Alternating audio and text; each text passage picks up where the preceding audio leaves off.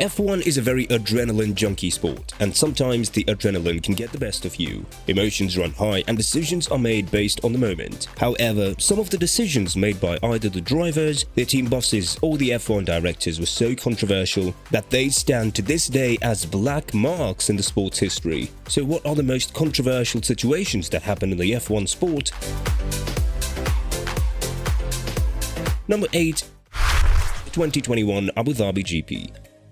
Let's start with the most recent one, and that is the ending of the Abu Dhabi GP. Many of you think that this is the most controversial thing that has happened to the sport, but you'll be amazed at some of the other things that happened in the 80s and the 90s. At the last race of the season, Hamilton was running first, with Verstappen second and miles away from the Briton. It seems like there were a couple of routine laps remaining and Hamilton would cruise to the win and seal the 8th record-breaking championship, beating Michael Schumacher's record. However, with Latifi crashing, Verstappen has entered the pits to change his tires, hoping that there will be 1 or 2 clean laps of racing. On the other hand, Mercedes hoped that the race would end under a yellow flag. It seemed like the second scenario, the one that Mercedes hoped for, was the one that was going to happen. But the ex-F1 race director Michael Masi decided to give the racers 1 lap of clean racing by putting Hamilton exposed to the attacks of Verstappen since the Britain's tires were much older. This isn't the most controversial thing that Masi did. What was so mind-boggling to many F1 fans was the fact that Masi allowed the cars to stood between Hamilton and Verstappen to unlap themselves, but they were the only ones allowed to do this procedure and not the other cars that were behind Verstappen. With this decision, Masi allowed one race of fair and square battle, but it was far from fair and square given the fact that Verstappen had a brand new set of tires. The Dutchman was able to pass Hamilton almost instantly, cruising to the first championship of his career. Masi was fired as a result of this race, and starting in 2022, we will have 2 race directors who alternate, and all cars will have to unlap themselves prior to the safety car reset. Masi later admitted that it was a human mistake not to allow all of the other cars to unlap themselves. Number 7. Rushgate 2008. This is by far one of the most genius moves made by an F1 team principal, but yet again it was against the rules, and to this day it stands as one of the most controversial things that happened to the sport. In 2008, Nelson Piquet Jr. and Fernando Alonso were teammates at Renault. At that time, the team principal was Flavio Briatore and the engineering director was Pat Symonds. At the Singapore GP, Alonso made an early pit stop, which saw him drop places on the grid. At one point, with all of the other drivers making pit stops later in the race, at one point Alonso was P1, but this position was going to be almost immediately taken from him, given the fact that his tires were a bit older and his car wasn't as competitive as the McLaren, Ferrari or Red Bull. Alonso's teammate Nelson Piquet Jr. crashed outside of turn 17, and with the safety car out, Alonso had basically a free pit stop on his hands. His rivals scrambled into the pits under safety car conditions, and Alonso managed to win the race. However, Piquet Jr.'s place under threat in 2009, the truth came out and the incident was revealed by his father to the media. Nelson Piquet, the 3-time world champion, blamed Briatore and Symonds for the crash that was directed at his son, and this led to both of the Renault executives being banned and later on unbanned from F1. Piquet Jr. joined NASCAR and then Formula E, while Alonso joined Ferrari in 2010. Number 6. Schumacher and Villeneuve 1997.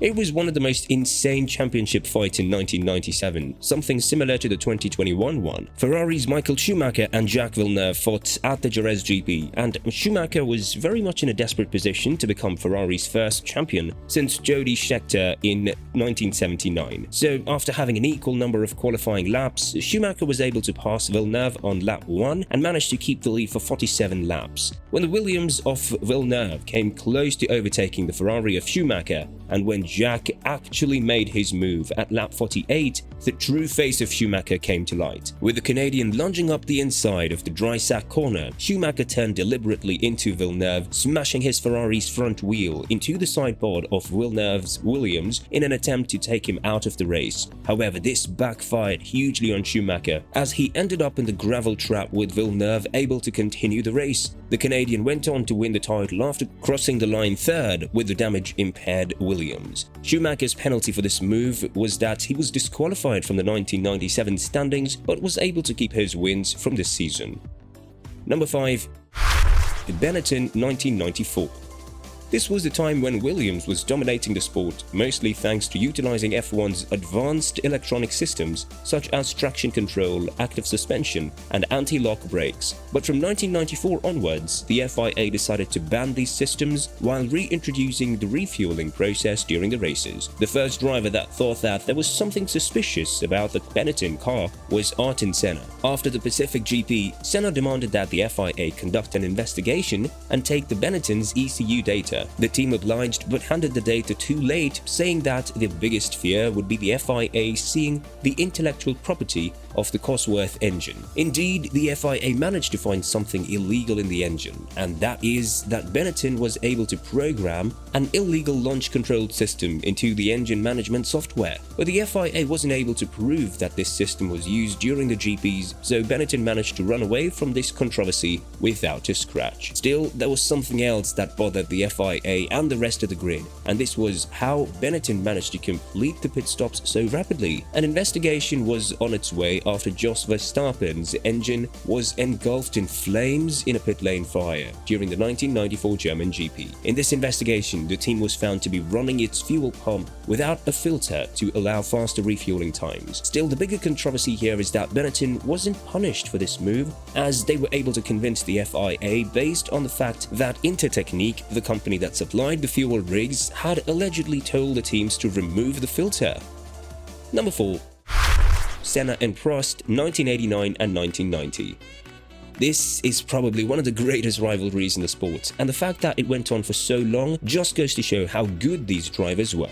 It culminated in 1989 and 1990 in Prost versus Senna, and in the latter of these years, they were teammates at McLaren. So when you have the same piece of machinery, you are eager to prove that you are the better one than your teammate. That's what was running through both of these drivers' minds, and in their first season as teammates, Prost was leading Senna in the championship standings as the F1 caravan headed to Suzuka. Both of these drivers started P1 and P2 respectively, with Senna taking a small advantage over Prost. With the title on the line, Prost turned into Senna in an attempt to take them both out of the race and seal the championship. Still, similar to what happened to Schumacher in 1997, this backfired hugely on Prost, as he wasn't able to recover his car while Senna was. Senna was able to repair his car in the pits and went on to win the race, but he was controversially disqualified, and this saw Prost take his third championship of his career. According to Senna, the fact that the FIA president at that time, Jean-Marie Balestre, was French, and that led to the fact that Prost was favored more. Senna vowed to take revenge, and that is indeed what he did 1 year later at the very same circuit in Suzuka. This time, they were in teammates as Prost went to join Ferrari. The starting grid was the same as last year, as Senna started P1 with Prost following him up. When Prost managed to crawl up to Senna and pass him at one of the first corners, Senna crashed deliberately into Prost and managed to take both of them out in the gravel trap, taking the title in the process.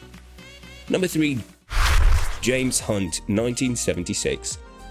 If you want to see how James Hunt and Niki Lauda became rivals and everything that is related to their racing days, you need to watch the Hollywood movie Rush. But the controversy is about Hunt's move that happened one race prior to the Nürburgring, the race where Lauda suffered from the infamous crash when his car caught on fire. At Brands Hatch, Hunt qualified in second place, just behind Lauda, who was on pole. After a slow start, Hunt dropped down the grid and had to make his way up. In an effort to take the lead, Regazzoni lunged up the inside of Lauda's Ferrari into Paddock Hill, causing both of them to crash and the race to be red flagged. This happened on lap 2, and after the race was red flagged, the stewards decreed that a driver could restart the race after the red flag on the condition that the driver had completed the first lap and was in his original car. This didn't seem like a problem for Lauda and Hunt, but the fact that Hunt had taken a shortcut back to the pits and technically hadn't crossed the finish line meant that the British driver didn't finish one lap. The outcome was that Hunt was disqualified, and the British fans were furious and made a true mess out of this GP. In the end, the stewards had to soften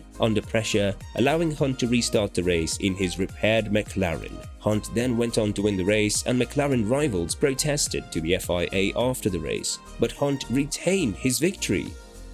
Number 2.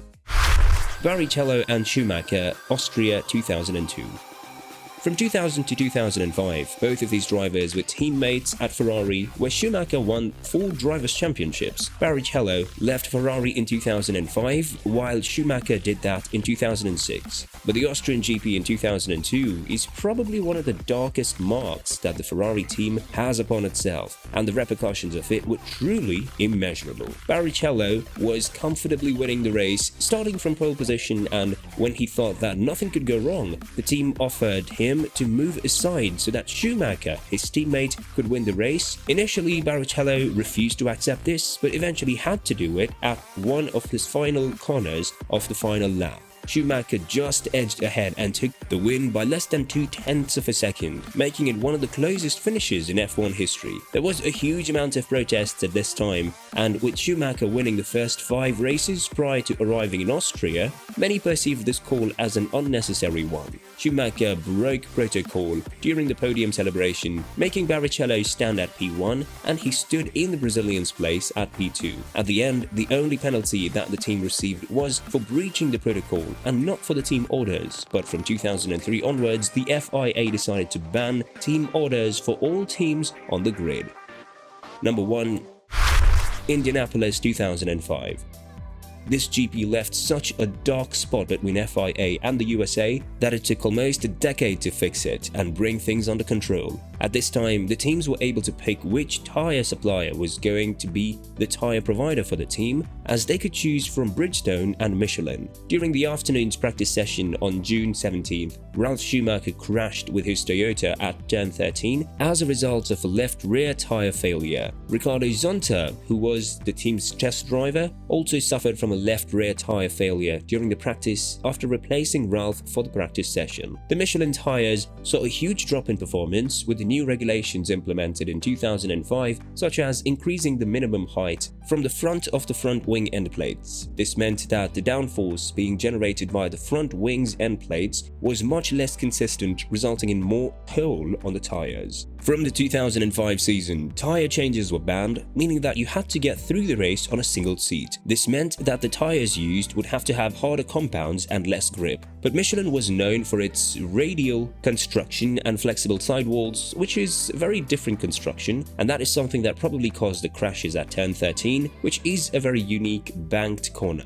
This is why the teams that got the Michelin tyres didn't want to start the race and decided to protest it by not starting the race. The Indianapolis race was started by just 6 drivers, and all of them were on Bridgestone tyres. The Michelin supplied teams completed the formation lap and then pitted immediately in the pit stops as a sign of protest, which saw the starting grid with only 6 drivers. The race was completed with Schumacher taking the win and Barrichello following him for a 1-2 finish for Ferrari. The repercussions were that the FIA published a justification of its refusal to permit a change in tyres or the installation of the chicane. It further claimed that a chicane would have resulted in the race being run on a track that had been significantly altered without following any of the modern safety procedures. The teams were initially found guilty of not possessing suitable tyres, and just 1 month later, this accusation was withdrawn by the FIA and the teams were released from any allegations made against them.